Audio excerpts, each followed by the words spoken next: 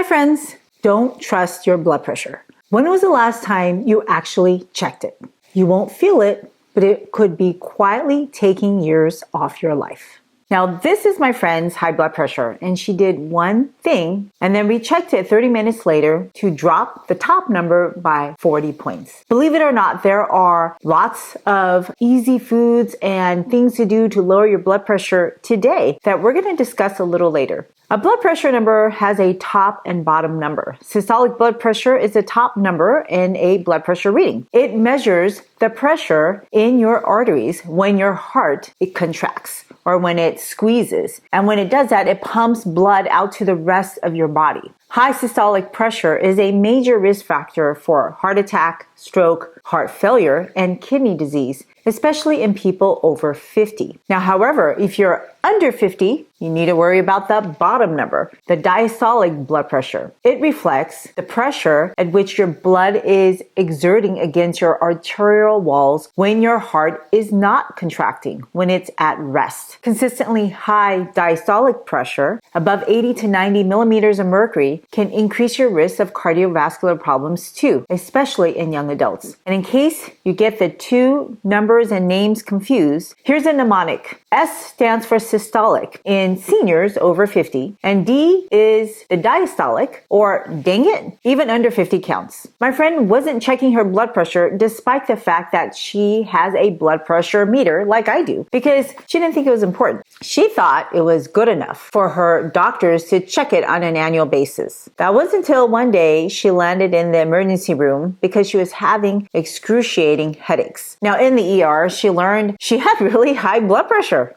And it was no laughing matter. She was offered a medication, but she didn't want to do it. However, the experience of waiting in pain and worrying of impending doom scared her enough to get her to take out her blood pressure machine and start tracking her blood pressure numbers. She was trying to figure out how her lifestyle increased or decreased her blood pressure on a daily basis. And she was actually quite lucky. 60% of people who have a stroke present to the emergency room with an abnormally elevated blood pressure number. And for every 10 points above the systolic blood pressure of 130, you increase your risk of getting some long-term damage with a vital organ like your brain, your heart, and your kidneys. And this is why it's important to get to know your normal numbers. Normal is supposed to be less than a systolic blood pressure of 120. And no matter your age, it's important to get your blood pressure under control. And if you want to do that, you're going to have to know what the numbers are, so you need to invest in a reliable blood pressure meter. And there are two types of blood pressure meters on the market. This one is an arm meter. They also have wrist meters. The arm meter is more reliable, but the wrist meter is cheaper. So if you want to know whether your arm meter or wrist meter is reliable, make sure to bring it to your doctor's office for just a simple nurse visit. Have them check your blood pressure with their equipment and then check your equipment to see if the numbers match. Now, you may have to do several measurements and wait a few minutes in between those measurements. Keep in mind that your right arm and your left arm may not have the same blood pressure numbers. I mean, literally, you have different blood vessels in each of them. So it's good to know the difference between your right and left side. Your blood pressure meter is the single most important tool that you can invest in that will make a tremendous difference in your health. It's good for measuring both high and low blood pressure, because ultimately all diseases affect your blood flow. Your blood pressure is a direct indication of how well your blood is flowing. Too high or too low is not conducive with life. And many people will have immediate symptoms, but many more will have no symptoms. If you don't have a blood pressure meter, then you really should consider getting one and then gifting one to your best friend. And it's amazing how the country got people to brush their teeth. Did you know that before the 20th century, few people ever brushed their teeth? In fact, most of the world, they still don't take care of their teeth until they have tooth decay or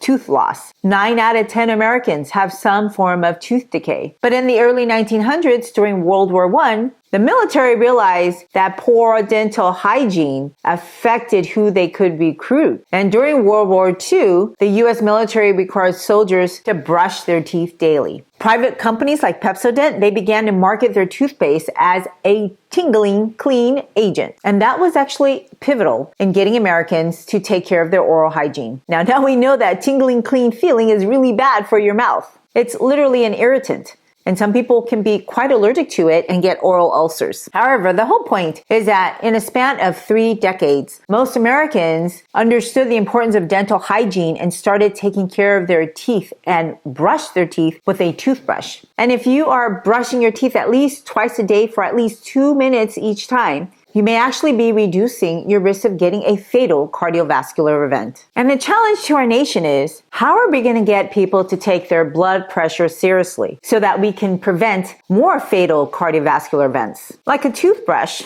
a blood pressure meter is a tool, when used correctly, can significantly help you and your doctor better manage high blood pressure. Numerous studies, including randomized controlled trials, have demonstrated that patients who monitor their blood pressure at home are more likely to achieve and maintain target blood pressure levels compared to those monitored only in the clinical settings. And checking your blood pressure every day is important to help you understand the situations that will increase your numbers or make them go down. Now, here's a chart of what the American Heart Association considers to be normal and abnormal values for blood pressure. If you keep a diary of your blood pressure numbers, then you can track how you are feeling, what you are doing, what you just ate, and then you'll notice some trends of how your blood pressure goes up or goes down, and it will help you better modify your diet and lifestyle to avoid persistently high blood pressure, whether or not you're on medications. Most of the time, people don't notice symptoms of high blood pressure. And that's why high blood pressure is called the silent killer, because it often doesn't give you symptoms, or people just don't recognize them until it's way too late. And people don't realize that, the brain can't really feel. So if you have a stroke, you don't get pain because the brain can't feel. But subtle symptoms like maybe getting tired, anxious, bloating, constipated, or pain can be the result of poor blood flow caused by high blood pressure. And that's why it's good to track your blood pressure numbers. Now, when my friend started trending her blood pressure numbers, she noticed higher numbers on the day after eating out. And if she didn't record her diet along with her blood pressure readings, she would have never connected the dots. Now, why would eating out affect your blood pressure? Well, here's a chart made by the American Heart Association and the impact of lifestyle factors on blood pressure. So if you can lose some weight, eat a healthy diet, eat a diet low in sodium, and a diet high in potassium, you can make a tremendous difference in your blood pressure.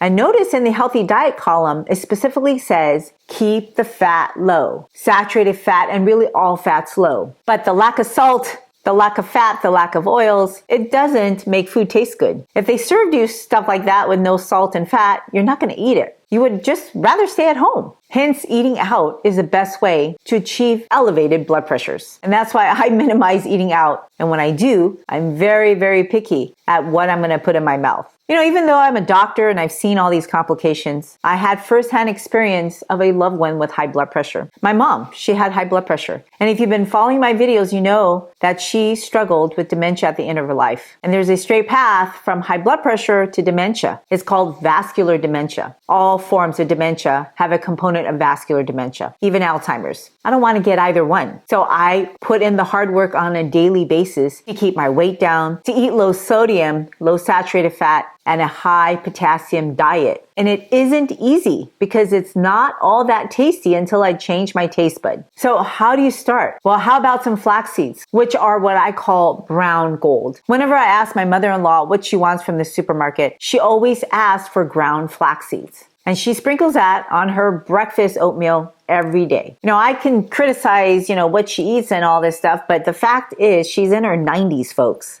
And people who ate flaxseed muffins could drop their diastolic blood pressure by 7 points, which doesn't sound like a lot, but it actually would result in 46% fewer strokes and 29% fewer heart disease over time. So your kids may not eat flax seeds, but I bet you they'll eat a flaxseed muffin. If you're familiar with blood pressure medications, then I'm sure you've heard of calcium channel blockers like amlodipine. They reduce blood pressure by just 8 points. But unlike blood pressure medications, when you eat flax seeds, you get other side benefits, which include lower cholesterol, triglycerides, blood sugars, inflammation, less constipation, and they can lower your risk of getting certain cancers. And the higher your blood pressure, the more effective these lifestyle interventions will be. Unfortunately, you and I are surrounded by foods and influencers that try to sabotage our efforts on a daily basis. But if you can get your healthy diet right consistently, you can reduce your blood pressure by 11 millimeters of mercury. So anyone who tells you to avoid fruits and vegetables and whole grains, but eat more fat, I bet you they're not from a longevity culture. But you may already be eating fruits and vegetables and not noticing any change. Well, this is probably due to several reasons. Number one, you're probably not eating enough. Or number two, you're processing the food. Number three, many people don't realize not all fruit and vegetables have an equal benefit. So last night, I attended a Christian fellowship dinner gathering at a local restaurant with my small group. One of the ladies picked up a French fry, nudged me on the shoulder, and I turned around and that French fry was in my face and she said, "Here's my vegetable." And then she dipped it in ketchup. And yes, she's correct. Potatoes are considered a vegetable, but deep frying and adding salt to it will not help your blood pressure. Unfortunately, ketchup is considered by many to be America's vegetable of choice. But I think it's more of a salty, savory dessert. Have you seen how much salt and sugar is in ketchup? If you like red and sweet foods, try beets. It's a favorite for professional athletes to give them that competitive edge. Drinking a cup of beet juice daily for 4 weeks actually help people reduce their blood pressure by 8 points. But it's unrealistic to think that you can eat chips and fries with your beet juice and reduce your blood pressure. You know, we eat food like it doesn't matter, but we would never treat our car like that. Would you ever put a little bit of diesel in your unleaded gas tank? What if the gas station ran out of unleaded gas? Would you ever make that exception? Just a little bit. No, because you know you're going to ruin your engine, even a little bit. And America really trained all of us to worry about that. So nobody, or hardly anybody, I don't know anybody who accidentally puts leaded into an unleaded car. But the thing is, food does the same thing to this car. Your food will either help you propel your health or damage your health. And this is a reflection of your blood pressure. If it damages it, it goes up. Or sometimes it bottoms out. Did you know that your heart is about the size of your fist and it never gets to rest? The higher your blood pressure, the harder your heart has to pump. Hence, a normal blood pressure is very good for your heart. Your heart will appreciate you. Whenever your blood pressure fluctuates, it becomes high. Your heart just has to work so much harder. Have you ever lifted weights to try to grow muscle? Bulking up muscle is usually great, except when it comes to your heart, because it can't increase its own blood supply. That's how heart attacks happen. And unlike our president, Franklin Delano Roosevelt, who was not able to benefit from our modern pharmacology arsenal against his chronic, super high blood pressure, you and I are fortunate enough to access to very effective blood pressure lowering medications. Here's a chart of the American Heart Association treatment guidelines for when to start pharmacological therapy. Notice how the first column is healthy lifestyle. Really, all these columns should have the words healthy lifestyle, because if you can control your blood pressure through your healthy lifestyle, then that is ideal, because then you are using your food as medication, and food has side benefits. However, you have to monitor what your blood pressure is doing throughout the day. That is a 24-hour day, and that's because your blood pressure behaves differently at different times of the day and under different types of stresses. Did you know that the early morning hours are when heart attacks and strokes happen more often? It's possibly because of a surge of blood pressure and clotting tendency. What is your morning blood pressure? You won't know unless you have a meter to check it when you wake up. Around 4 to 8 a.m., your body naturally increases the production of stress hormones such as cortisol and adrenaline. These hormones raise your heart rate and constrict your blood vessels, which in turn increases your blood pressure. This is normal. It's part of your circadian rhythm, your body's internal clock that helps you regulate sleep, alertness, and energy. And when you wake up and get out of bed, your sympathetic nervous system activates the fight or flight mode. And this causes an elevated heart rate, stronger heart contractions, and narrowing of your blood vessels. Have you ever felt your heart pounding through your chest when your alarm clock didn't work and then you were late for a meeting or class? I've done that several times. And that's why rushing or having early stress can all exacerbate the morning blood pressure spike. So if you have high blood pressure, avoid jumping out of bed. Sit up for a little while, a minute or two, by your bedside before you stand up. This gives your body a chance to acclimate to change in altitude and can minimize those big giant blood pressure surges. Now, I try to drink water as soon as I wake up because overnight you actually get a little bit dehydrated, and even mild dehydration can elevate your blood pressure. Of course, if you're too dehydrated, then your blood pressure will bottom. Hi, friends. I am so thrilled that you want to take charge of your health and take charge of your food. Now, I know nutrition can be complex, but it doesn't have to be. And I'm here to support you in this lifelong journey. So if you point your camera app to this QR code, it'll take you to a link for a free handout that I created just for you. And if you like it, if you want to see other handouts, please go to the link in my show notes, and then you can leave me your feedback on what I could do to help you in your journey.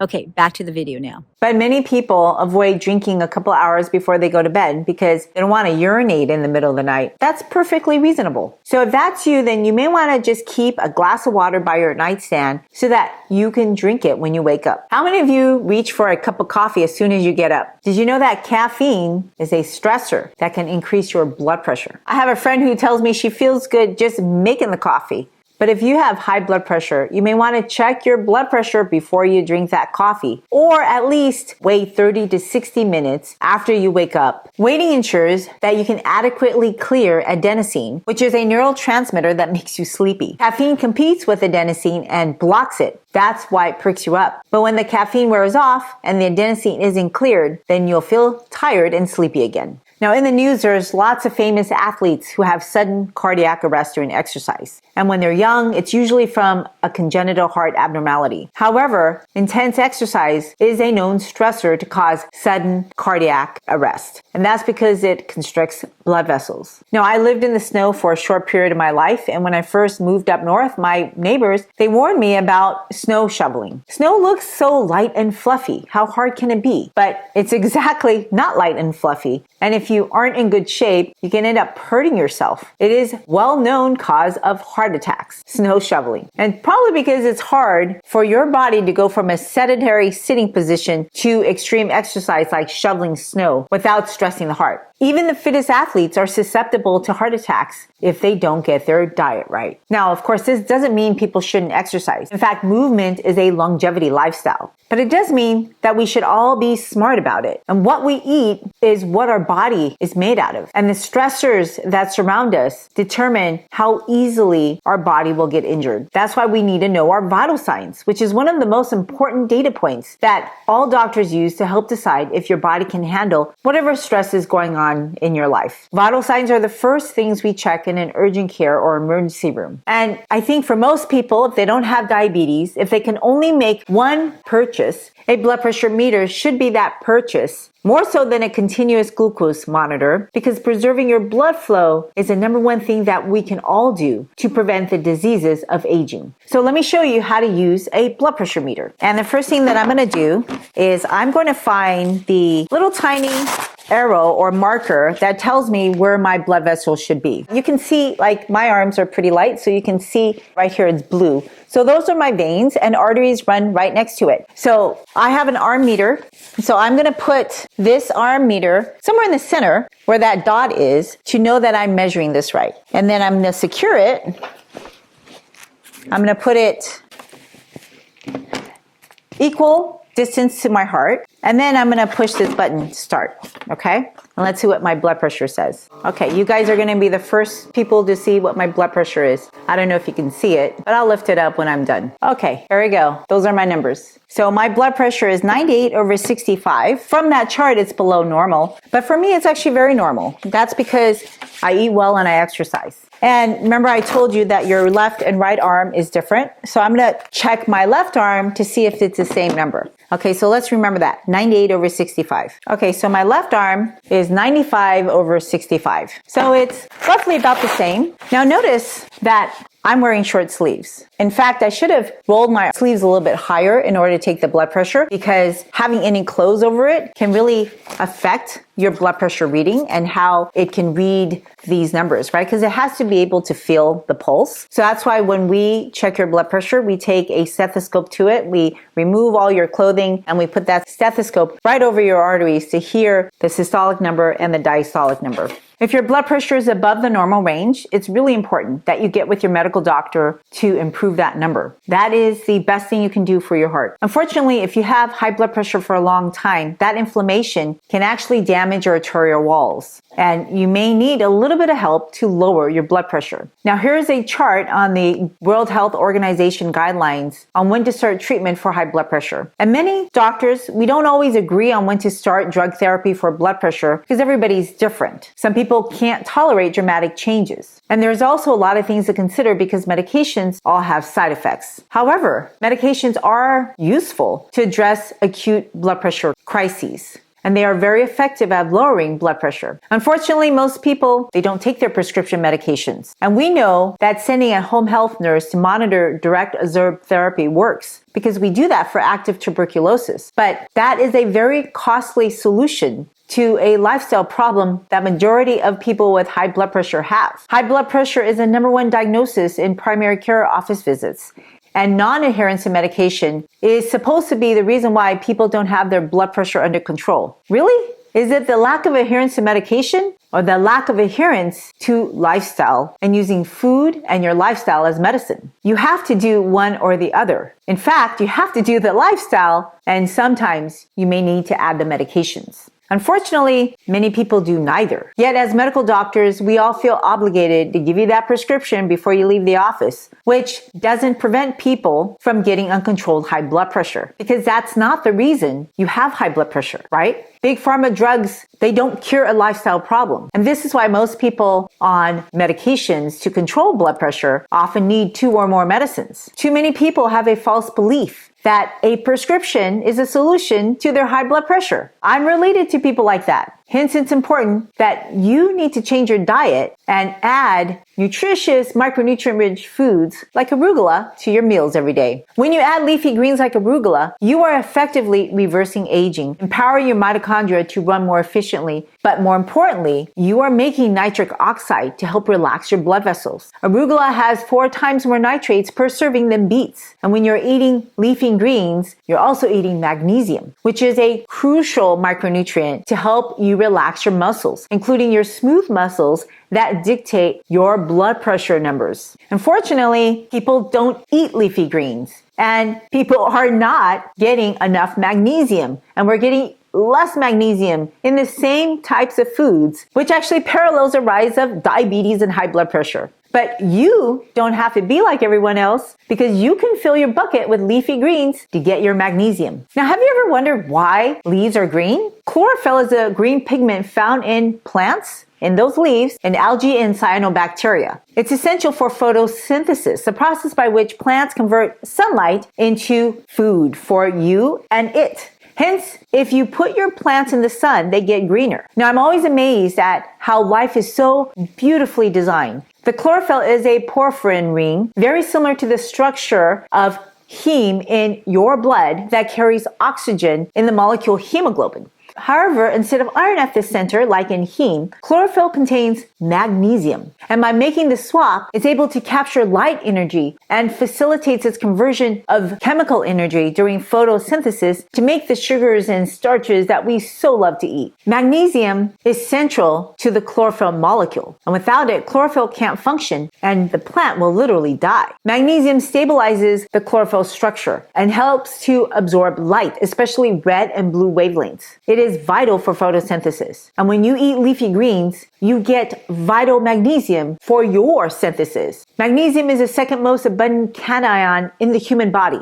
and serves as a cofactor in over 300 enzymatic reactions important for energy production like ATP. It supports your muscles, including your heart and the smooth muscles around your blood vessels, your nerve functions. And so it isn't surprising that it regulates blood pressure and glucose levels. Unfortunately, vegetables today are often lower in magnesium than they were decades ago. And this decline is largely due to the modern agricultural practices and changes in soil and crop management to bring you cheap food. Magnesium must come from the soil. If it's not in the soil, it won't be in the plants, and then you won't eat any. So modern fertilizers are mainly made out of nitrogen, phosphorus, and potassium. There's no magnesium. And then these fertilizers, they can also disrupt the soil microbiome, reducing nutrient availability to the plants. Have you noticed how pretty and symmetrical all your produce looks on the store shelves? People don't even look exactly alike if you split us in half, right? My right and my left sides are different. And if you ever have grown anything in your garden, you know that nothing ever looks alike. But Big Farm, they grow crops selectively for size. They breed for growth speed, for shelf life, but they're not making it for nutrient density. And so this leads to the dilution effect. Bigger plants with more water and starch, which we like to eat, to make your food sweeter, but fewer minerals per gram. So this means you have to eat more leafy greens to get the same amount of magnesium that your grandparents and great-grandparents ate. And on top of that, well, junk food is junky because it doesn't have these essential micronutrients. And it's full of the starch and the sugars that everybody enjoys. These ingredients make your blood pressure worse. And until you give up the junk food, you will continue to struggle with blood pressure control and wrongly blame other people for your high blood pressure because of perceived stress at work with people. Now, I'm not discounting at all the emotions that can make your blood pressure rise, such as anger and anxiety. Your boss may be a jerk, but your response to your boss is all you. And when your boss isn't acting so nicely, how you respond is dependent upon what kind of micronutrients you have in your body. That inflammation or that blood pressure number is directly dependent upon what you have been eating to fill your nutritional bucket. So if you don't have these macronutrients, then you're not going to be prepared for the stressors in life that can exacerbate your blood pressure response. Take, for example, white coat syndrome. Maybe you've been told that that's okay, high blood pressure, the doctor's office. For years, doctors have brushed that off, thinking that white coat syndrome is benign. It's that sudden spike of blood pressure waiting at your doctor's office. Well, it turns out that it's not so benign. It's a big deal. And this is because if you feel anxious when you're seeing your doctor, imagine how you're going to feel when you talk to your boss. So high blood pressure from anxiety doesn't just happen in the doctor's office. And too many people walk around with dangerously high blood pressure, super stressed with anxiety or anger, unaware that it's no big deal, only to suffer life-altering consequences later on. But that's not going to be you, because now you know how to work on it. And when you feel those negative feelings, try some hibiscus tea, a flower that is bright red like cranberry, which can lower your blood pressure by 6 points. Now, these may look like tiny changes, but they magnify in benefit. And that's the thing when you're talking about tiny spaces like your blood vessel. If you can reduce that blood pressure even by a few points, like 5 points, you can reduce strokes by 14%, fatal heart attacks by 9%, and overall deaths by 7%. Believe it or not, hibiscus tea was put on a head-to-head trial with Captopril, and it turns out to be just as effective as the starting dose of Captopril. Now, I totally get why people are fearful of medications. Side effects. We are fearful. When doctors prescribe medications, we're always afraid of side effects. But unfortunately, there's no way to predict who will have side effects. And we all acknowledge that side effects are a leading cause of morbidity and mortality in our modern healthcare system, at least in the US healthcare system. And the fear of getting a side effect is a big reason why people are non-compliant with their medications. And I don't blame them, because that's why I try not to take medications unless I have to. And that's also why I use my food as my medicine. And I avoid those poisonous foods, because poisonous foods, the ones that tempt you, the ones that help you ignore the side effects of their poison, and the ones that make you rationalize that it's okay to eat once in a while, those are far more dangerous. And what's even worse is that bad food often they hide under the disguise of acceptable, cheap goodies. There's no way around it, folks. When it comes to blood pressure control, sodium is the number one essential nutrient that everyone is eating in excess. For some reason, people think sugar is bad, but salt is essential in the amounts that they're eating. They're both kind of essential, but not in the amounts that we're eating. Here's a list of the top 10 foods high in sodium that the average American eats. And if you eat anything on this list, and you probably do, you should either stop eating it or reduce the amount of salt that you put in it. Now, some of it comes already pre-packaged in salt, like deli meats. So this means if you want to eat meat, you should probably cook it on your own. But be careful, sodium isn't just in salt, it's in a ton of sauces. And then you got to read the ingredients, because whatever processed food you're buying probably has hidden sodium. Here's a list of ingredients with sodium used as flavor enhancers, texture enhancers, or preservatives. They all count as your sodium load. And these are commonly found in ultra-processed or restaurant foods. The recommended intake of sodium is 2,300 milligrams a day in total, and that's really generous. However, if you frequent fast food places and get, let's say, a hash brown scrambled into a burrito, it has over 1,700 milligrams of sodium. I tried to look up the nutrition facts on McDonald's, but their website is exceedingly hard to navigate even for a MD. The nutrition calculator never works. I really just can't find any help healthful information on their website. But if prepared, convenient food is your diet, then you will most likely need medicines to help you manage your blood pressure. Medications address problems in silos. Specifically, they target chemical pathways, as if there's no other chemical pathway that it will affect. So when we prescribe a high blood pressure medication, we are just targeting that pathway that we think is responsible for that disease. But then we're actually going against the body's normal compensatory regulations to cause side effects. For example, a calcium channel blocker blocks calcium channels. And calcium is needed for your muscles to contract. And that's how it lowers your blood pressure. Because remember, your blood vessel walls are made out of smooth muscles. But your heart is a giant muscle. A known side effect of calcium channel blockers is to slow down your heart rate. So if you're on a calcium channel blocker, that then prevents you from increasing your heart rate when your blood pressure goes down, because that's normally what your body wants to do, then you can easily imagine that you're going to have some symptoms when you stand up: lightheadedness, dizzy, or even make you pass out. Obviously, this doesn't encourage compliance. If you can't contract your blood vessels, well, you're going to start pulling some fluid and get ankle swelling if you're sitting all the time. You may also get constipated. It takes smooth muscles to contract your intestines for you to squeeze poop out. And as a result, people feel tired, they're constipated, they have irregular heartbeats, they get headaches and lightheadedness. All of these side effects, it totally makes sense, but it totally also encourages people not to take their medications. I mean, frankly, your blood pressure is high for a reason. Your body is trying to compensate to keep that blood flowing to body parts. And I'm not telling you these side effects to discourage you from taking medications. These are literally all public data that we should all be aware of. And despite these side effects, medications in the right settings can be life savings, right? It's always a trade-off. And we use it as an important bridge to health, unless your organ is so damaged that the only way for you to function is to remain on medications for life. And unfortunately, sometimes that is the cost when we defy nature. So I don't blame people for not wanting to take medications and try to go all natural to target foods that can reduce their high blood pressure. But I've also realistic. Foods can only go so much. The other piece of the puzzle is to move. My friend walks up and down her stairs for 30 minutes every time her blood pressure creeps up. And that by itself will lower it for several hours. Now, she was really confused. She couldn't understand why she had to do it every day until it dawned on her that people were built to move. We're so used to sitting around that we think that not moving is normal, when the normal thing to do is the exact opposite. But it's normal to not want to do it. And hence, everybody's blood pressure is going up. But you don't have to be an Olympic athlete to reduce your blood pressure. You just have to incorporate movement throughout your day in whatever you are doing.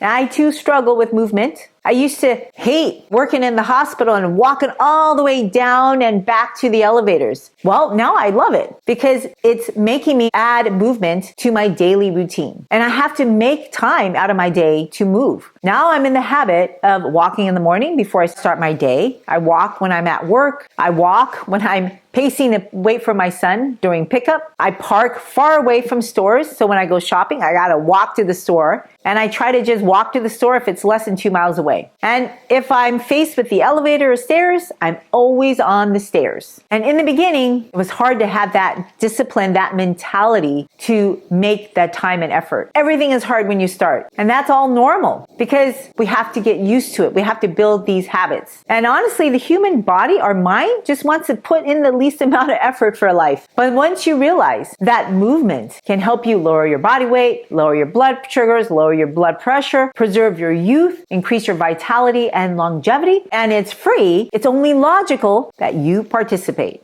And if you want to learn some specific movements that are very beneficial, watch the next video.